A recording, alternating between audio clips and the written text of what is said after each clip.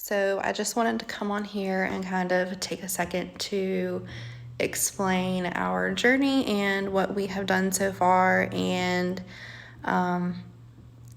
just kind of go over everything at this point.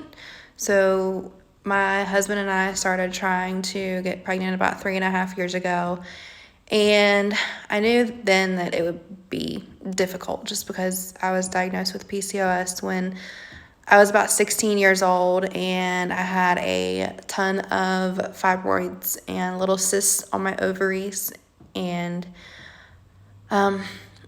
they had told me at that point that it would be really hard for me to get pregnant.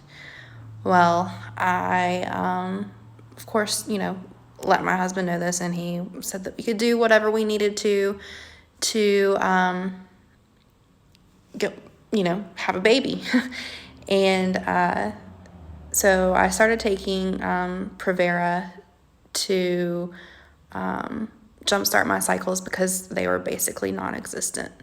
And then on day 3, I would take letrozole, which would help me ovulate and help, eggs produce. But of course, with the PCOS, I was having way too many eggs on my ovaries, and none of them would mature. So we went through about a year of just taking the Provera to jumpstart and then taking letrozole. Then my doctor finally referred me to a fertility clinic and a reproductive endocrinologist, and that was at Carolina Fertility. Dr. Yasin was awesome for me. He helped me out by basically getting my cycles regular. And once we got my cycles regular, I would go for monitoring, and I was actually having mature follicles at that point. So we did that for about a year and a half, probably.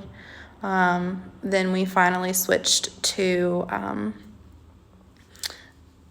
actually doing the injections instead of letrozole, and then we would do a trigger shot when it was time for me to ovulate and I had mature eggs. So once I did that, I actually overstimulated, and we had too many follicles on my ovaries, and I was in a lot of pain, and I was sick just from the overstimulation. So we ended up taking a break for about 3 months and go to part 2.